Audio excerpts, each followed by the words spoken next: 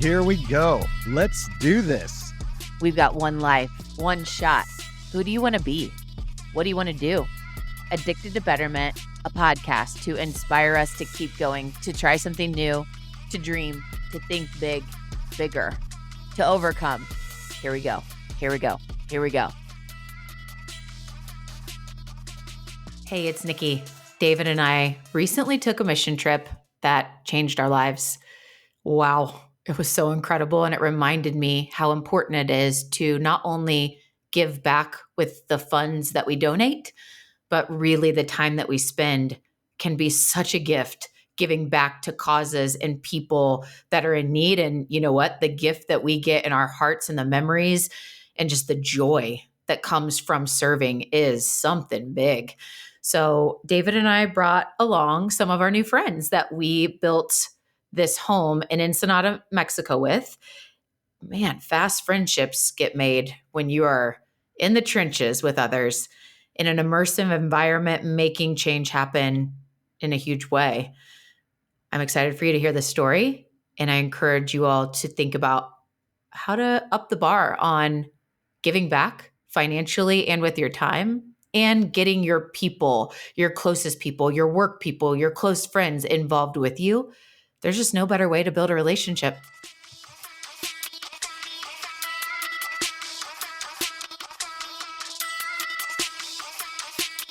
Hey, it's Nikki, and we have a great Addicted to Betterment conversation for you today. And really, we plan to challenge you, and that is addicted to betterment. You know, the easy stuff in life is usually not the stuff that builds us. The challenging hurdles, the climb, the continue to go, right? Like all of these things that get us outside of our comfort zone are really the things that take us to that next level of life and experience, and really what impacts more and more people. Today's episode really takes a hot twist. Many voices of amazing new friends of ours will be shared today, and we're debriefing on a recent experience that quite truly was one of the most impactful experiences of my life. I forgot to pack the Kleenex for this conversation. I'm sure I might need them. Really touching experience and very fast friendships built. Years back, I was inspired by some friends who would go on mission trips to build homes for the poor.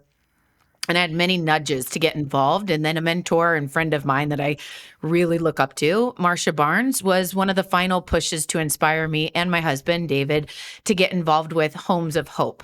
So that will be the organization that we are coming from today to share this experience. And what I thought it would be is an investment of time to go do what I was called to do, right? And that's true. And really what I came back with was the impact was so much bigger than I could have ever imagined on me. It was such a gift to be there and to be able to have that experience. And like I said, it's like already getting emotional talking about it, but it was quite a deposit of just a gift that I never even thought could be at the level of what it would give to me, but that was not the intention going in. And wow, there's so much behind that we're going to dive into today and hear from everyone's perspective. So David is with me, of course, and then our new friends are Jason Moore, Travis Howard, and Cole Holmes.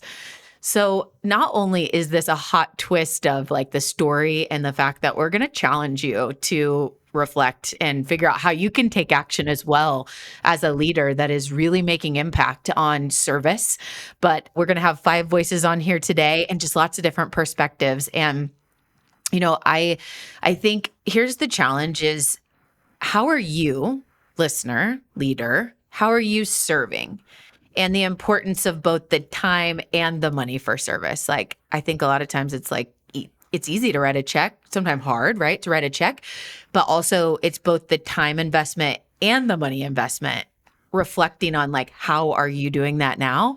And how could you level up, you know, what you are doing to pour into the service bucket of what we're called to do? So I'm about to turn it over and open this conversation, but I want to remind you that we met to build a home for the service project in 48 hours. And I feel like we're friends for life. It's kind of interesting. It's like this immersive experience. And now we have these great friendships. And so here's the thing as a leader, imagine if you're in an immersive experience with people you already know, your people that work alongside you, your team members, and you go and you do this immersive experience that created strangers to like hug it out, friends for life. As a leader, the best way you can drive engagement and propel culture forward is service. And so we want to prove it to you. Maybe you're like, yeah, but I hope we even go deeper in that. So let's get started. So excited to be here. I want to really go back with each of us to hear, when did service become a part of your life commitment? When did service become a part of your life commitment? So I'm going to kick it over to Travis. Travis, I'd love to hear, when did service become part of your DNA?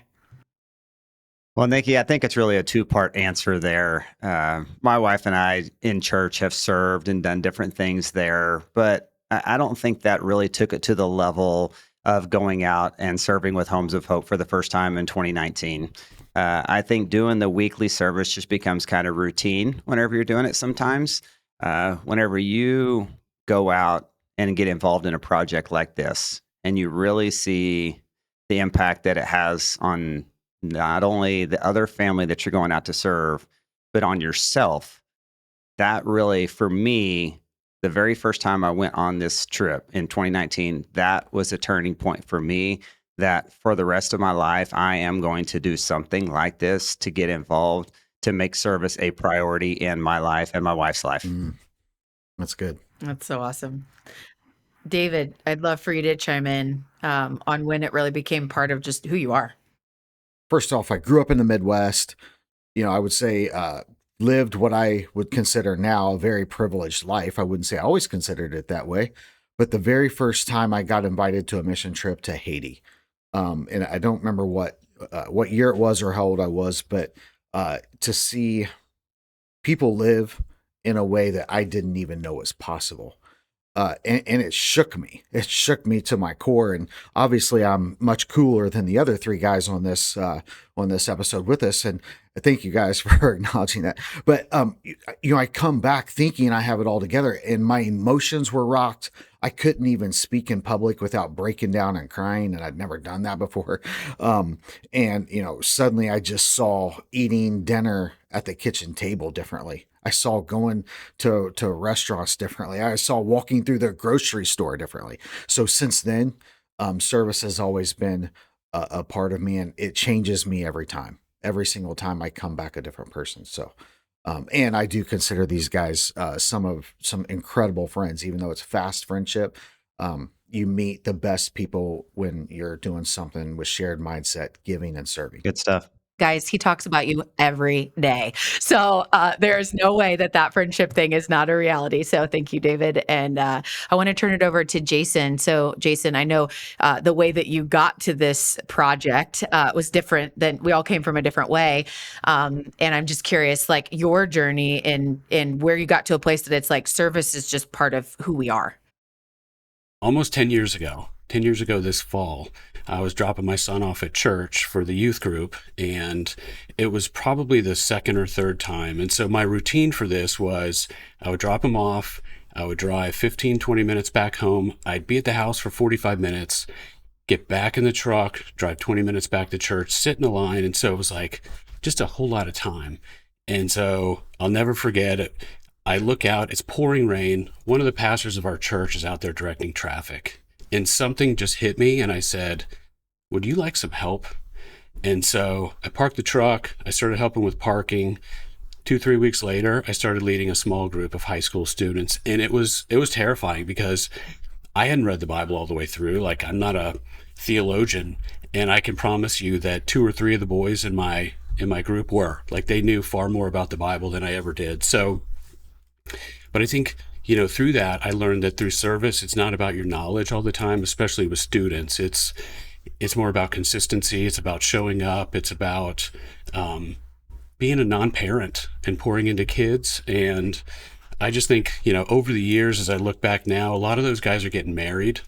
And I think about, the week in, week out. I think about steak dinners grilled at my house and fire pits and pizzas on the grill, all the things that we did for students over the years. And so, like, we have our 4th wedding coming up of students that we worked with. And there's just something that's really special, something about that joy that just sank into me. And so, similar to David, I led some mission trips. I've been on mission trips, and service changes everything.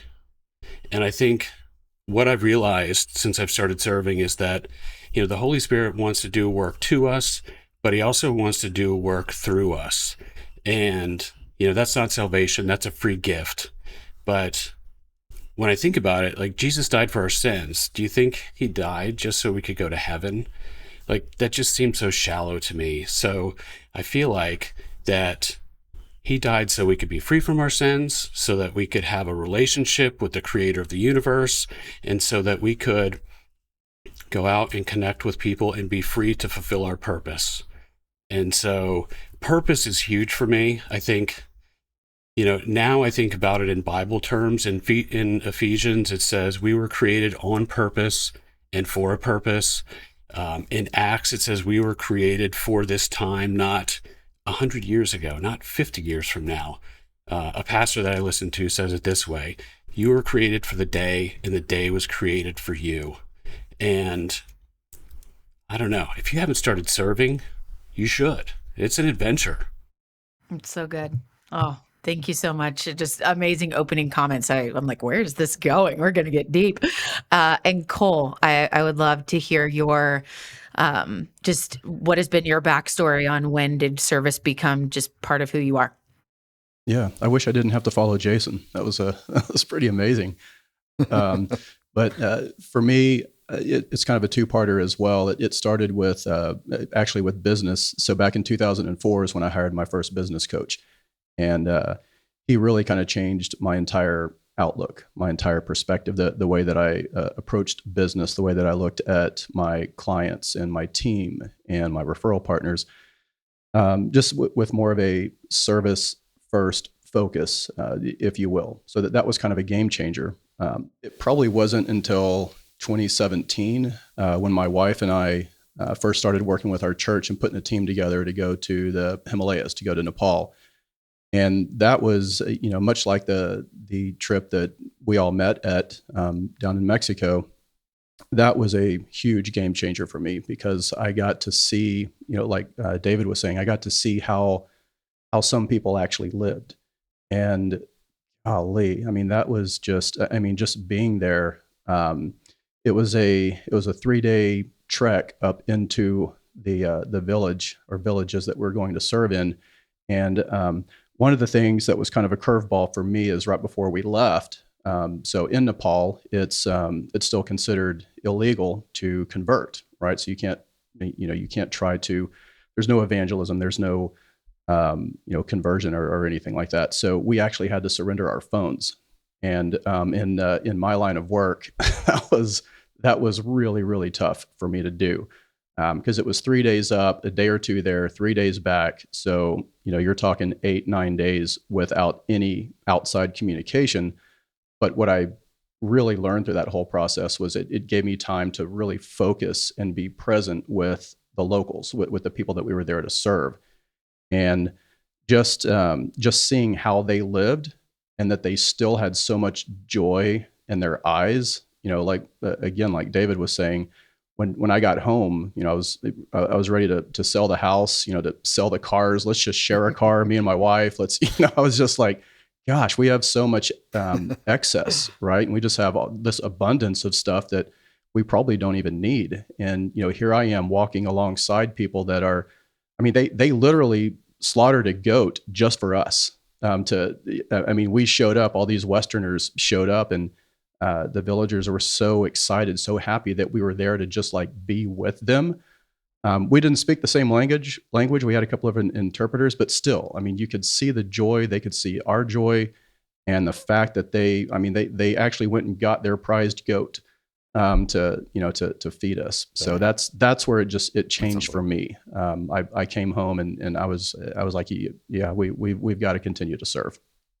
Hey, Cole, I can relate to that on a level that you can't understand. I feel like I've spent more time since I've gotten back talking my wife, Nikki, out of selling the home, selling our cars, canceling all of our trips, getting rid of our bikes and everything else. And so, man, that reaction is, it's admirable and normal. And I feel like we've all felt that for Yes, sure. Yeah. absolutely. These kind of trips will do that to you, and it's healthy, very healthy. Yes. And Jason was talking about the reality that we're all so busy. It's like human nature, especially if you're a Hmm. leader professional, right? Yep. Like everybody's busy. And I'd say that that's one of the Hmm. biggest reasons why people don't serve in the capacity Mhm. of doing. And it's just easier to write a check. And we do need to Sure. write checks. Like not that yes, keep donating, keep giving funds, but also there's so much power in the doing. And I think there's nothing that will move you, me, us forward in service than to be immersed in the need, whatever the need is. If the need is, hunger or, elderly or whatever, if you're in it, nothing can transform you or create influence or impact than if you're in it, right? So that's what we're really inspiring today. And I think many times people will say, and I've been at this place in my life, how do I pick? How do I pick where to spend my time? There's so many issues, and you might get paralyzed by what to do because there's so many. So that's my next question for the group here is like how to pick the causes you support, particularly those that you invest time in. And then how did Homes of Hope become one that you picked? Travis, let's have you kick off with this one. Honestly, find something that you will be 100% invested in. Because if you're not invested in it, don't bother wasting your time. Right. Because I mean, you really need to be invested in the project. You need to be really invested in the outcome of the project and really continuing to stay involved in that. Homes of Hope. Oh man, how did I get involved in this? So if you guys can bear with me, I'll give you guys a quick little story. So in 2017, my wife really, she was invited to go out to Homes of Hope with some friends of ours. And she really felt called to take our boys whenever they turned 14 years old. So in 2017, she went with our oldest son when he turned 14. In 2018, she went with our youngest son whenever he turned 14. And then I stayed at home with the other kid. Well, in 2019 rolled around and she wanted us all to go. I'll be honest with you and tell you, I was kind of reluctant to sign up the entire family, pay for it to go, vacation, other types of things. But obviously, whenever I got out there, I really saw firsthand myself the impact that we get to have on other people, the friendships that we get to make. Those people that I met in 2019 out there on the Homes of Hope build are still great friends that I have to this day. And I've, just like I said just a minute ago, I am 100% committed to this project, to this service, to this organization. It has transformed my life. It has created friendships, not only for other people like us who have gone out on other builds, but also with missionaries that are out there on the field there in Mexico that we continue to stay in contact with to this day. And those people, we don't want to forget about them as well because they need all of the love and support that we can give them, whether it be just financial support, whether it be emotional support, whether it be just picking up the phone and talking to them because they need all the support they can get. So for me, it's find something that you're going to be 100% invested in and roll with it. So Travis, real quick, you said that you were super reluctant to go when your wife was trying to. Yeah. I'm curious because I think we can all relate to that. We've talked about being busy. Tell me why. Why were you reluctant? I'd like to dive into that for a second. This is a trip where you're going out and you're spending your own time and you're spending your own money. And then if you haven't been there and you haven't done that, you're like, man, I'm spending my time, I'm spending my money, I'm spending my vacation time Mm-hmm. on going out and working. Mm-hmm. And, I think most of us would be like, I want to spend that time on the beach, with a drink in my hand, Mhm. just, doing whatever I want to do that's for me. Right.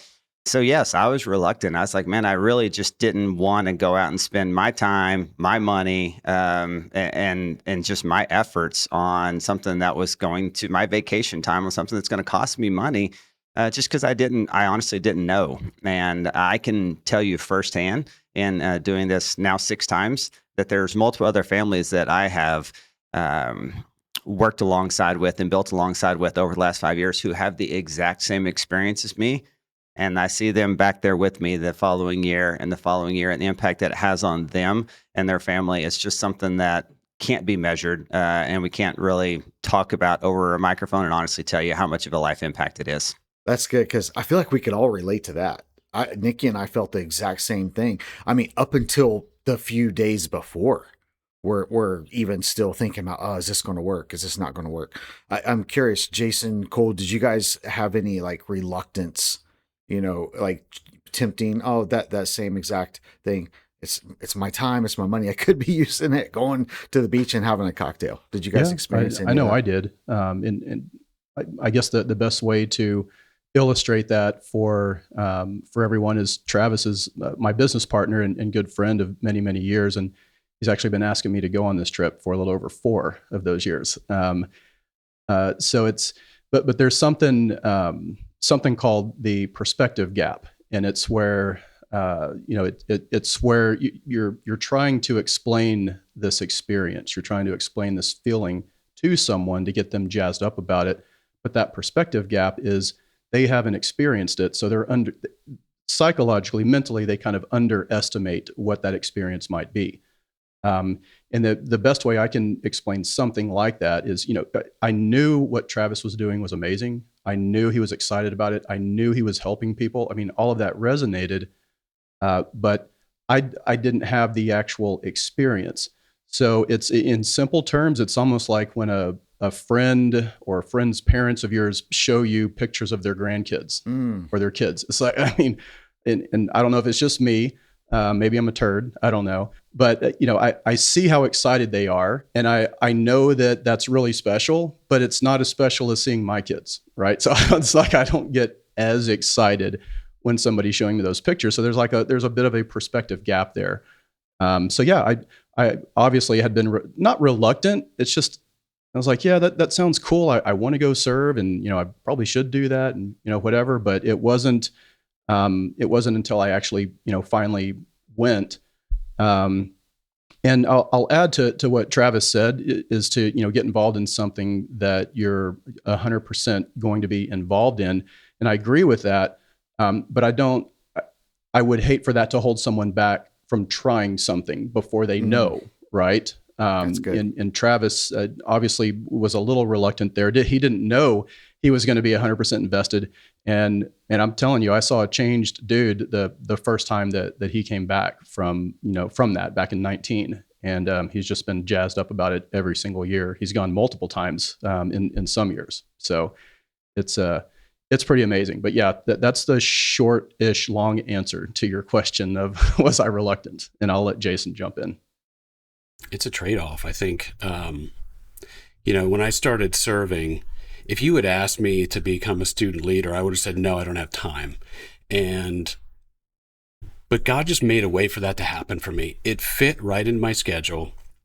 And then it started growing, and, it went from Wednesdays to sleepaway camps, and then it went to serving around Atlanta. And, after 10 years, somebody might look at what Denise and I do and say, how does that even happen? And I would say, I have no idea. It started with me trying to save some drive time. So, but it's just this adventure that you go through. And so when I think about what I could be doing, I think that's what sacrificial giving is. And so that's kind of the scope that I like to put it in with my family, because we do compare ourselves to other people, and we look at folks that are going on ski trips in the winter, and then they're taking awesome vacations, and that's great.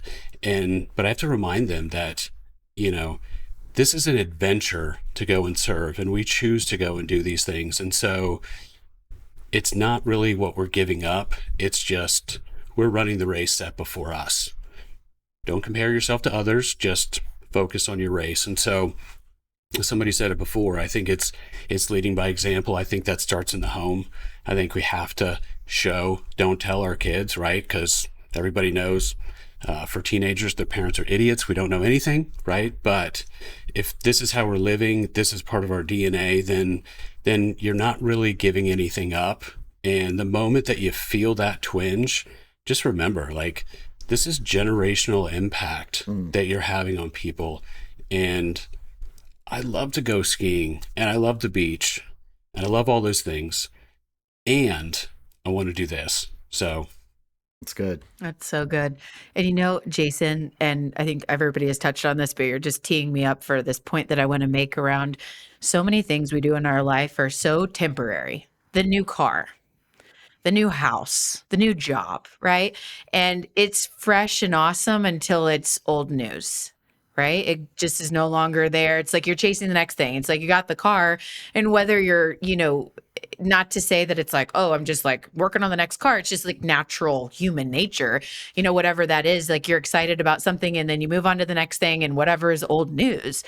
But the difference here that is so profound, and I've talked about this to multiple people that I have reflected on this trip, is that this service project that is never going to go away. I'm going to forget about a lot of my beach vacations. Honestly, I'm like, yeah, I think I was in Jamaica. Yeah. Oh, yeah. I think I've been there twice, actually. It was fantastic. And I really look forward to it getting there and all that. But I will never have all the feels and the impact of what we just got to do, where I'm like, David, next time we're in San Diego, we're renting a car. We're going to drive our butts down there together. We're going to drive up that hill. We're going to figure out how to do it. And we're just going to pull up like beep, beep, remember us? Like, and just go like hang out. Like, I was like, that is just, I can't wait, or I can't wait to go back and build the next house. And it's this, you come back from trips and sometimes you're like, man, Barcelona was gorgeous and I want to go back sometime in my life. Right. But it's so different when it's like, you have this like burning desire to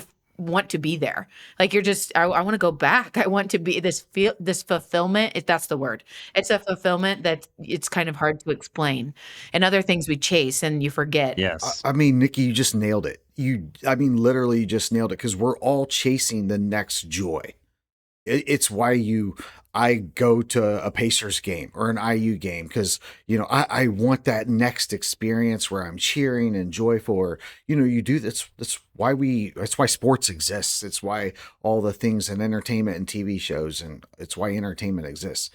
And this is the most organic, authentic feeling of that you can experience. And so it's hard to duplicate it, replicate it. You can't trump it.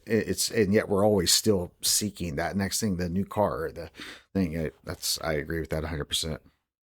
Yeah, it's like our hearts have this this intrinsic desire to serve, right? To pay it forward, and that's just in us. I think that's in all of us. And going to Jamaica is awesome. It fulfills a bit of joy or happiness, or going to the BVI. I mean, we've done some BVI trips where we sailed and it was just absolutely amazing, but nothing fulfilled the heart, which is kind of, your centerpiece, than this trip or a trip very similar to this. I think that fulfills just this huge desire that our hearts have, and that's why you can't wait to go back. You guys just all nailed it. I was going to share this. Somebody said service changes everything. I think Jason said that in his so we all built this house together. And here in my house in Indianapolis, we hire everything done. We outsource most of the work. If the light bulbs need changed or the driveway needs, I'm joking a little bit, but and we hire it done. No, I do the same. I hire for the light bulbs, air filters. Thank you, Cole. But here we are building a home in this. The terrain was really difficult, and my wife Nikki's carrying plywood, sheets of plywood, and Travis and I are working on a roof, and I'm hammering and nailing and bending and I'm throwing boards around. Yeah, hitting Cole in the head with boards. But if I did something like that here, if I built a deck here, I'd be pissed. Why am I doing this? I'm wasting my time. I'd hire it done. Yeah. And yet there I've got blisters. I'm working harder than Travis, as we all know. And saw it. And I'm loving every second of it. I could have done it for days. Like, I didn't want it to end. I'm loving it. And it's bringing joy and happiness, and I'm laughing, and how's that even possible? It's because we're giving and serving. To your point, Cole, it's this intrinsic nature that's where organic and authentic joy is discovered. It really is. Yeah, I got the play-by-play every hour. Mr. Competitive, he's like, babe, I'm on top. I'm leaderboard over here. Like, Travis can't keep up. I'm like, oh, can you give it up on a service trip? But you guys, actually, you carried such the weight for. I was like, you were beasts on that rough. Wow, it was incredible. So yeah, and now I'm like, David, hey, half of that list that we have for Ignacio right now, it might be coming on your plate now that I know what you can do. So that was cool. I have lots of pictures to prove it too. So, okay. Well, I think, as we continue down, the purpose of this is to share in our experience and enjoy this conversation and be able to package it up in something we can have for a long time. But more importantly is to inspire more people to go take action and to serve and to go deeper in their service or do service for the first time.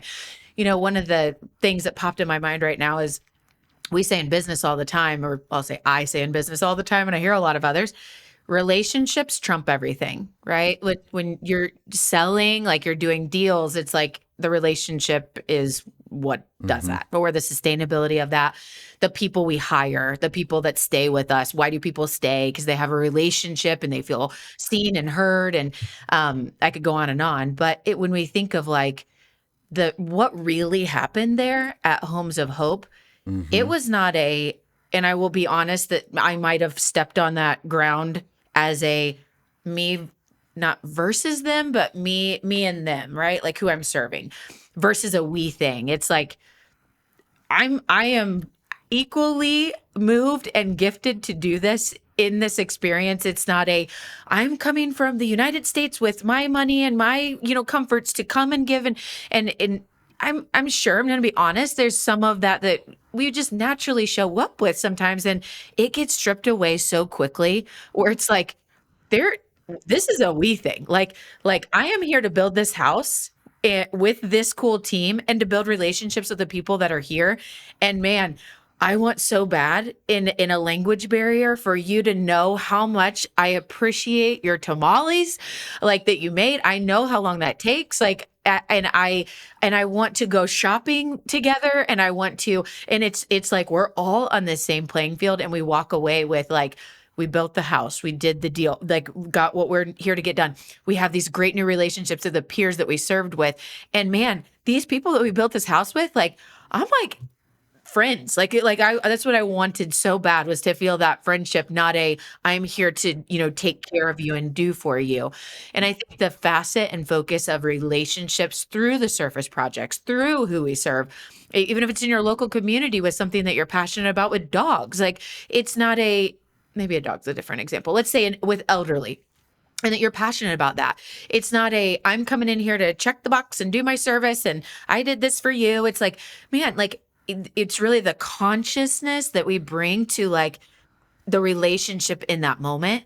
And I think that there's a lot to be talked about there. So wherever we want to go with like relationships it's just so powerful. And this is a magnitude effort in serving together in all facets, right? So David, you want to comment on that?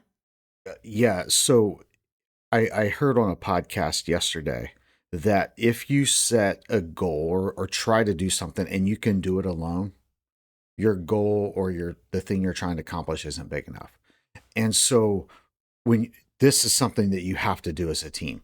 And then to your point, understanding this brotherhood of humanity.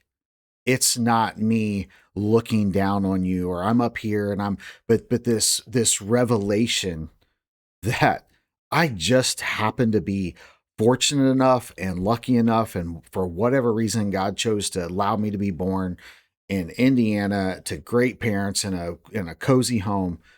But the reality is we are all humanity, and nothing makes me any better or worse than someone in a different place or perspective. And perspective, that's what happens. You gain perspective that these are our friends, these are our family, these are our people. And it's I think that revelation, the word that just keeps resonating in everything I'm hearing, this is perspective. It gives perspective. And often that's kind of what, for me, gets out of whack. So be curious to hear what the others' thoughts on this is. I'll jump in on the relationship piece. And David, you mentioned the camaraderie. So if you can weave the two together, so the relationship, the camaraderie, and on our team, I think there was 16, 17, 18, something like that. So if you combine that with that heart's intrinsic desire, you've got like 16, 17, 18 hearts all coming together and all being fulfilled together for the common good of some people that are really needing it. And that was, I mean, that gives me some goosebumps. You know, it's just, I think that's where the power is you're fulfilling that need that all of our hearts have. It's all in there. When you get all those people together and they're doing something for someone else, man, it's amazing. It was incredible. Go ahead, Jason.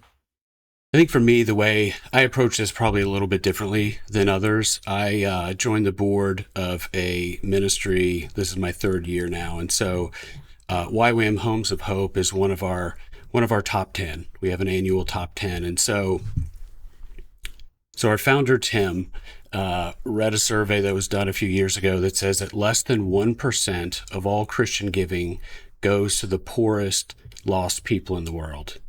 And I think there's probably a number of reasons for that. One of them is when you give to somewhere where you can't see it, you just don't know. Am I making a difference? Does my hard-earned money make a difference in the lives of people, in the lives of the world? And so when I went to Homes of Hope, like the principle is, you know, you build the house, you turn over the keys, and you hand them a Bible. And my question was like, what's the kingdom impact? So at ROI, board members, we kind of fund the operations of ROI. We support, if people donate to us, it's 100% pass through to our top 10 ministries. And so we work with National Christian Foundation. We work with Calvin Edwards and Company, which is a philanthropic advisory firm. So if you were going to write a 7-figure check or you're a big organization and you want to give money and you want to know it makes a difference, you would go to Calvin Edwards. They would interview you. They would spend a bunch of time researching and doing all of these things. And so what we've done at ROI is kind of bake that down into a process that smaller ministries can do every single year. So every year they do a statement of faith and it is a measured outcome. So YWAM Homes of Hope, their measured outcome is $1.21 per day. They provide housing for a family. And it's a fairly small impact per dollar, but what it does is allows anybody to be able to give and see that they're making a difference. So we have this impact calculator on the website, and a story that I heard on social media. There was a college student.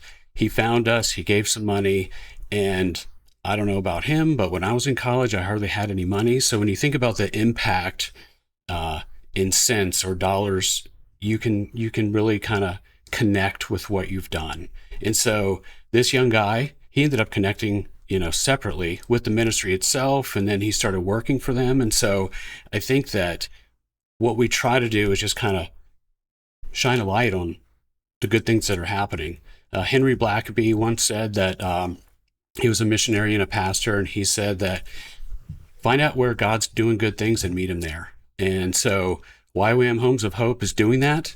And so, for me, it was to go and find out the story. And I think that, we talked about this. I think a lot of us hit on it. And David, I know you talked about it. Like, I found myself in Angel's shoes just as we were going through and thinking that, here's a man who is looking at a bunch of strangers that traveled from, all across the United States.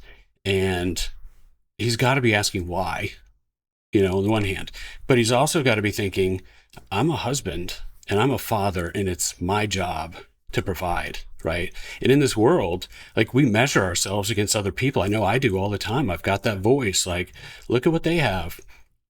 How come you're not working more providing that? How come, you're not building a pool in the backyard? All of the things, the comparison trap. But I think when we stop and think, everything that I have is from God. Like, my house is from him. My truck, my clothes, the breath in my lungs, it all comes from him. And it is a completely different mindset. And so I don't know that he has a faith walk at all, but we all said this. We want you to accept this house from your heavenly Father. It's a gift from him because we're just stewards of our own money. And so my hope is that the seed is planted and there's generational impact. And so you guys probably remember Itai. I don't know how to spell that, but this kid, it was, he's with YWAM. He's probably 19 or 20. He This was his 100th home built. This kid received a home when he was a little boy. And look at the impact that one kid had across hundreds of families. And we got to be a part of it. And we got to see that. And I think, there's the Lord of the harvest, and it's not us. We're the workers. And why are we there? We don't know, Angel, right? But we're called. It's our purpose. It's to go and serve. And man, just the joy that you have meeting the family, the YWAMers, all of you guys, like it's life-changing. It's an adventure and hard to put into words, but I'm ready to go back right now. Let's go. Right? Oh, that's so good. That's so good. And I just wanted to comment on, us pouring in from a Christian walk into, being a vessel for God and going and doing this called by God to do it, right? Like David and I were supposed to go last year at a different time. And then when it didn't work out and we were actually still pondering this trip a week before we went, I was like, this is exactly the time and place we were supposed to be here. It was super loud, right? And just being guided to be there at that point, right? And it's like, I think what Jason's point is, it's one thing to say, I am like a vessel, but then to really live it in the place that you're like, I know I'm supposed to be doing this, right? And it's that journey to do that. Well, in my very broken Spanish, I always try to practice. I've taken Spanish for years. And so I was practicing while I was there, which is normally what I do when I go somewhere that there's Spanish spoken. But I did hear from the family during our like shopping trip or whatever, up on that hill where we would gather and do a lot of our prep work and have lunch and everything.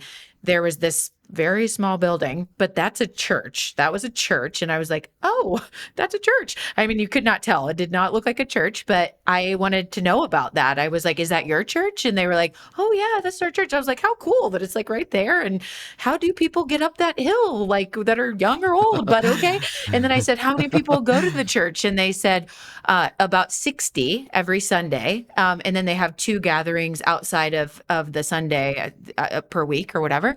And there's like this common practice that when someone gets an improvement on their home or they get a new home, the whole church comes and does a prayer in the home. And I was like, all 60? And they're like, oh yeah. And I was like, wow. Oh, wow. So it was cool to hear that That's this cool. is their church and it seems like they're very connected there.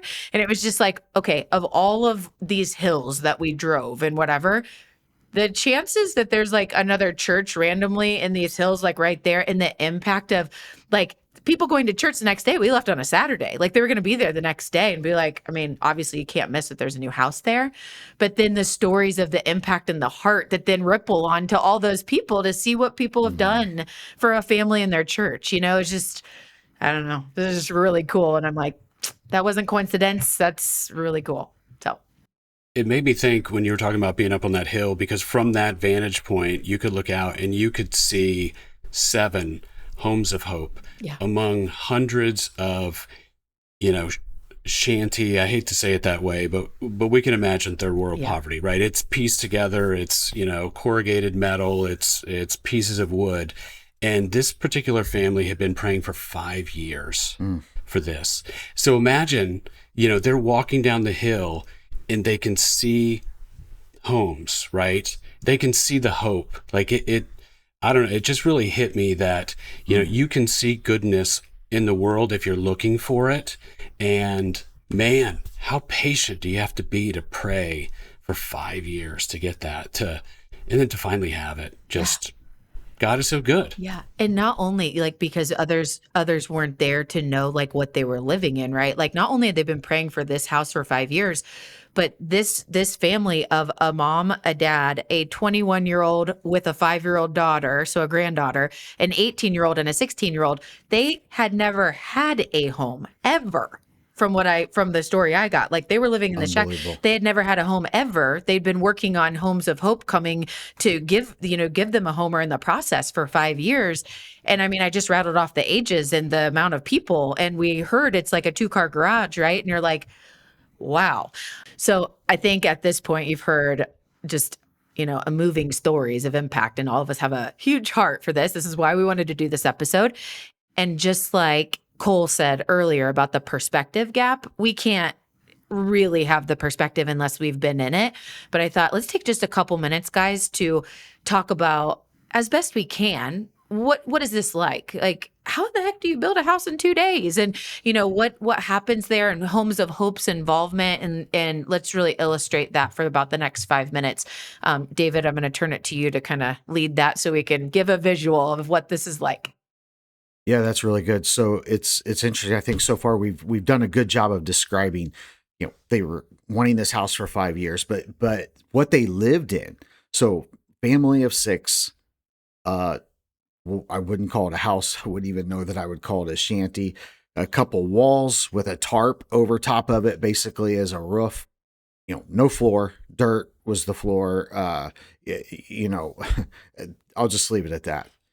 Well, I think it's also important to note that when a listener hears walls, they're thinking, okay, my house, my walls. I get that. These are literally like sheets of plywood that they may have found at a site that was left undone, or, and honestly, with Travis being there 5, 6, 7 times now, I'd love for him to just like tell us what that's like, what they were coming from, because you've seen many and you've got a pretty good perspective on that. And whenever I'm having this conversation and talking to people, I usually call them structures. Just that's the only word that I can come up with, because it's not a house, it's not a home. It's something. It's just a structure, because it's just really something that they've put together that the best that they possibly can for the situation that they're in. And so, that's what most of them are. And some of them, have never had a home at all. They're just dirt floors, like you're saying, with pieces of plywood put together. Most of the time, this isn't plywood like what we're thinking we can go to Home Depot and put together. It's something that fell off a building, fell off a sign, and they picked up and they slapped it on the side of, their house or their structure. But so I'll give you a rundown real quick of basically what the weekend looks like. That way you guys can understand how this all happens in 2 days. Clearly, the slab is already poured whenever we got there. Okay. We can't pour concrete and start building on it. We'd all be walking in, in concrete. We'd all get stuck. So the slab is already there. The family has been obviously picked out, and they've been notified well ahead of time that they are going to be receiving a Homes of Hope. They have no idea who's coming to build the home for them. We know the family ahead of time, usually a couple days. They have no idea who's coming. So we get out there typically on a Thursday. This is my usual experience. I do think they have ones during the week, so I'll just give you my usual experience. Fly out on Thursday. We all get together in a bus, go across the border, head down to the base. This build that we did was in Ensenada. Most of the time we go to Tijuana. So we show up there on Thursday night. We have a group gathering on Thursday night where we talk about, hey, here's what we're going to do over the next couple of days. Just give you a quick debrief, talk about that, answer any questions that people might have before we get out there on the build site. Wake up the next morning, get ready to go. We eat some breakfast, fuel up for the day, get out there to the site. They'll have builders on site. The builders, these are missionaries, by the way. They're not, I don't want to say they're builders like what we're thinking about here in the States. These are missionaries that are out there full time that have dedicated their life to do this. And so they learn to become builders while they're out there. So they have builders that are out there, all the materials that are there. We split up into teams. We get to work right away on Friday and start putting stuff together. We usually get the walls put together that day. We get the walls up, start working on the roof, get the roof going. And as I said earlier, this is a 20 by 20 home. Okay, so we get as far and as much done as we possibly can on that very first day. So we wrap up, we go home, we all eat together there at the base. We have another debrief that night, really just share with your heart, what impacted you, what today, what did you learn? What are you going to take away from it? Just have some worship time together. We usually sing or have somebody lead worship. And just a great time together where we just talk about what impacted us on day one. Go to bed because we're all dead tired. Usually, kids are up late, but none of us old people are up late. We go to bed pretty early. Hang on, Travis. Did you actually get tired? Not on this one. But okay. I've never seen a 50-year-old man with more energy in my entire life. I just got to say that for the record. We had a great crew on this one, and obviously the builders helped us out a lot on this one. So yeah, I didn't get as tired as I normally do, but so I do. Go to bed pretty early. Wake up day 2. have breakfast, get out there to the site, get to work right away. You're meeting back up in your groups that you had from the previous day, finish everything up. It's usually frantic on day 2. You're doing everything you can to get this home finished up.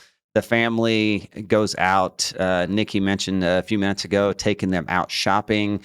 They get to go to Walmart, Home Depot, whatever the case might be, other places, grocery store, sorry, not Home Depot, grocery store, Walmart, pick out stuff.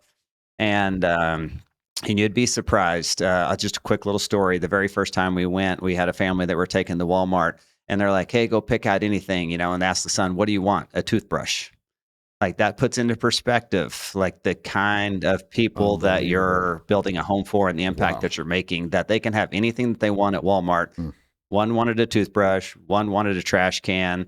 And because, whenever you're dealing with dirt floors and stuff inside the house, you're not sweeping up the floor, and you don't have a trash can inside there to keep it clean.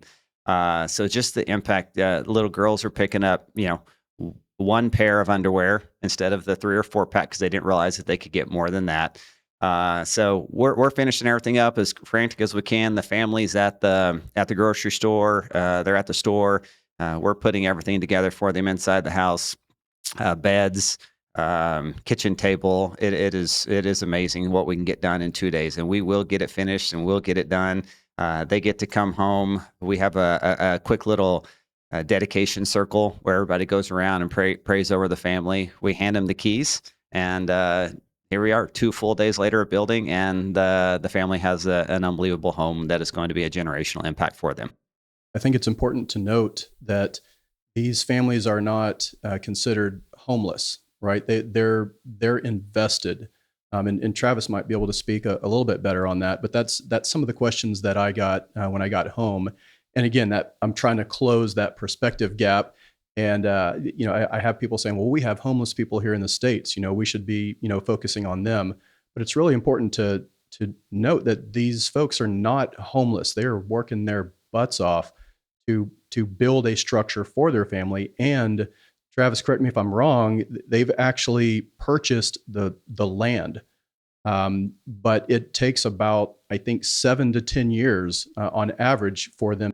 They don't have the discretionary funds to make that land payment, to put food on the table and anything else.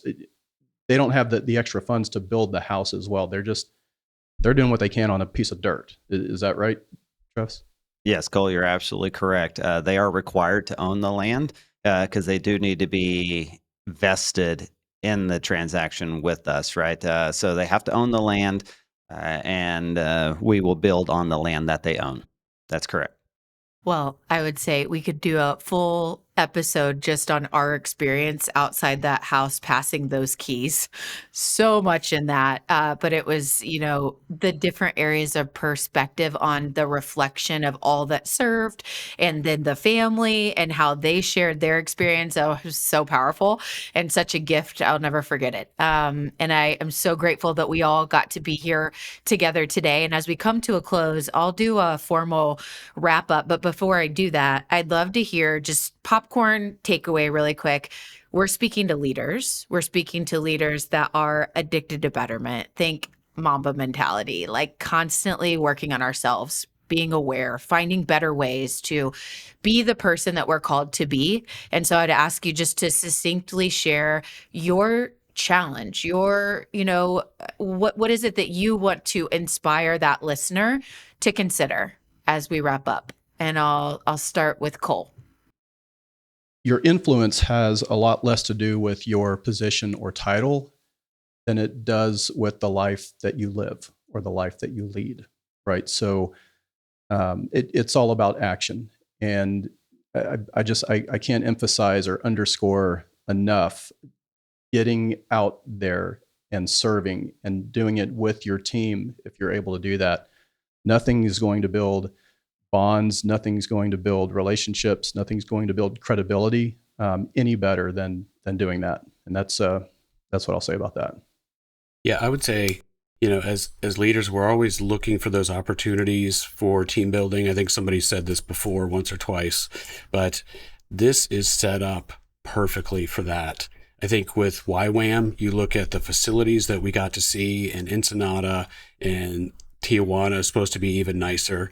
They've got campuses, they've got bunkhouses, you can stay in hotels, they've got pricing. This is a whole package that's specifically designed to make it easy, turnkey for you as a leader to pull together 20 people. If you pull together 20 people, you can fund the house, you can build it, and have a great team building experience. And then you walk away with generational impact. And I think that's the thing that nobody can ever take away from you. Hearing the stories of the people you work with, it just sticks. So I'd say look into it. I think YWAM is a tremendous operation. They're fully funded. They don't operate in debt. So all of all their campuses are paid for. So it's a smart move. Mm-hmm. Absolutely. I was so impressed by Homes of Hope's business model and just all the way that they operate was just so impressive. No wonder they got selected as a top 10. So yes, highly recommend check them out. And spoiler alert, we're going back in October. So if anyone wants to ask about the group that we're going on, please feel free to reach out to David or myself or any of us. So Travis is coming too. He just raised his hand for those of you that can't see him. Travis, so give us your key takeaway here for the leaders listening. Cole's laughing because he's probably like, Travis will be there. Like I'll show up and go. Yeah. So that's just the way that I roll most of the time. So my key takeaway for leaders, and Cole and I refer to our work, we'll call it our work family here. And so I want to relate this to what we've done at our home. As our kids got older, we stopped giving our kids gifts and we started creating memories with our kids and doing stuff as they got older, because we got to a point where we're like, hey, what'd you guys get for Christmas last year? Right. And they had no idea. Right. So we said, all right, we're going to start creating memories and doing things. As a leader, you can give your employees stuff. You can pat them on the back. You can do other things. But I heard a stat that said employees don't leave companies, they leave managers. So, and in a world where we've gone remote and virtual, and it's really hard to connect these days, being able to get your team together and to create those memories with them where you're bonding your teams together, that's a challenge that I have for you, to do something outside of that work environment that is going to create lasting impact for you, every single one of your employees, and really bring you guys together and to gel. That's what I would say would be my encouragement and challenge to all the leaders out there. That's good. Do you know how many people work jobs for a decade or two and never talk to the people that they worked with for a decade or two? However, you go on a trip like this and you're with people for 48 hours and it's like, you know, this sticky factor of like, I will always share this bond in this 48-hour transformational experience that we had for all. That's like, you've created this engagement that is just there because of the experience, which is like, I was just thinking that through for a second. I'm like, it's really true that we spend tons of time with people and we do stuff and we're like, kind of, you know, check the box, get it done. It was fun. Right. But like, you know, the meaningful conversations don't continue a lot of times later, but this forever, you know? Absolutely. David, bring us home with your takeaway before we wrap up here.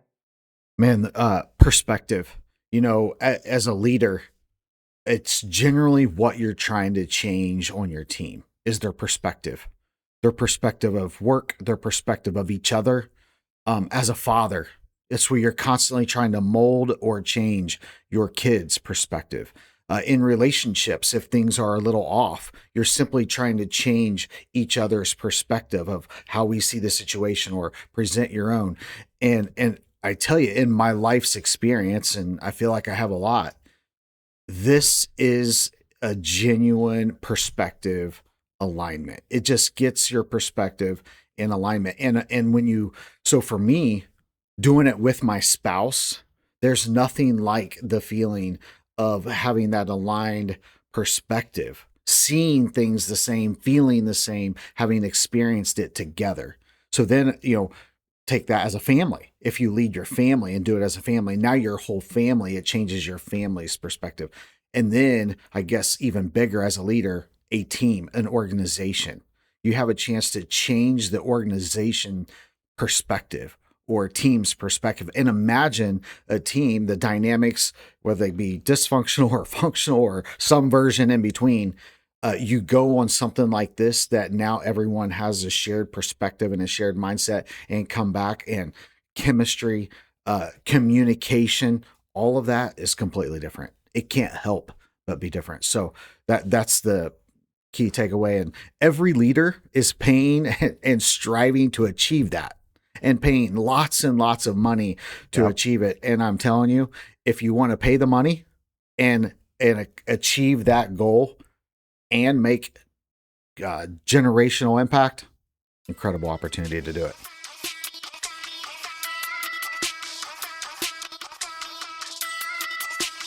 So, what a great episode. Great new friends of ours, right? We encourage you to check out Homes of Hope. David and I will be taking another group back with us and many of our friends here, I think they're going too, in October. We're going to be going to the Tijuana area for the Homes of Hope main campus, and we invite you to come along. So if you're interested, please hit me up, hit David up. Feel free to go to the Homes of Hope website if you would like, and maybe we'll get to serve together. So you just listened to this episode. Now, join us in being addicted to betterment.